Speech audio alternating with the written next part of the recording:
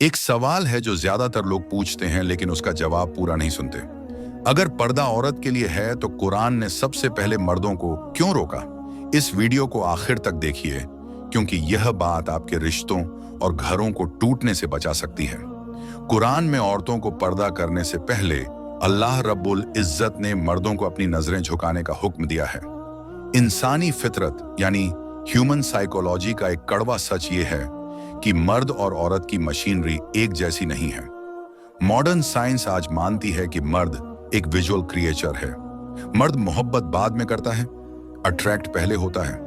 अक्सर लोग सवाल उठाते हैं कि आखिर पर्दा सिर्फ औरत ही क्यों करे? क्या सारी पाबंदियां औरतों के लिए ही हैं? मर्द क्यों नहीं मुंह छिपाते?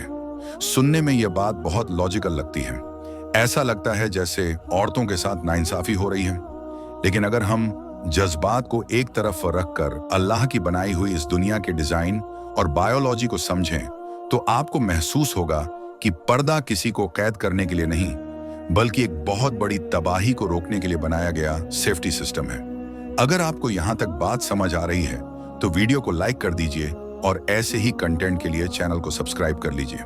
अल्लाह रब्बुल इज्जत जिसने मर्द और औरत दोनों को बनाया वो उनकी फितरत को सबसे बेहतर जानता है। हकीकत यह है कि मर्द के अंदर अल्लाह ने एक एक्टिव डिजायर रखी है। उस मेल की यह गलती नहीं है बल्कि दुनिया को चलाने और नस्ल को आगे बढ़ाने के लिए कुदरत का बनाया हुआ एक हार्मोनल सिस्टम है। मर्द के जज्बात देखने से बहुत तेजी से ट्रिगर होते हैं। उसके दिमाग में इमेजेस का असर बहुत गहरा होता है। दूसरी तरफ औरत का मामला अलग है। औरत इतनी जल्दी देखकर फिसलती नहीं है। औरत के जज्बात उसकी सुनने और महसूस करने की सलाहियत से जुड़े हैं। उसे इज्जत, केयर और मीठे बोल ज्यादा अट्रैक्ट करते हैं, सिर्फ शक्ल सूरत नहीं। अब यहां लॉजिक लगाइए। अगर एक चीज यानी मर्द की बेकाबू नजर चुंबक की तरह है और दूसरी चीज यानी औरत की खूबसूरती लोहे की तरह है तो हिफाजत के लिए कवर किस पर चढ़ाया जाएगा?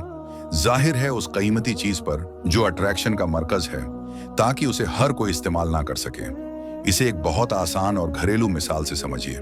मान लीजिए एक खुशहाल जोड़ा है, पति और पत्नी। वो एक दूसरे से मोहब्बत करते हैं, हंसी खुशी रह रहे हैं। अचानक वहां एक तीसरी औरत आती है जो बेपर्दा है, बहुत सजी संवरी है और अल्लाह ने उसे खूबसूरती भी दी है। अब मर्द की फितरत क्या है? जैसे ही वो सामने आएगी मर्द की नजर वहां जाएगी। हो सकता है वो मर्द नेक हो, फौरन नजर झुका ले, लेकिन एक पल के लिए उसके दिमाग में एक तस्वीर छप गई। अब यहां शैतान अपना काम शुरू करेगा।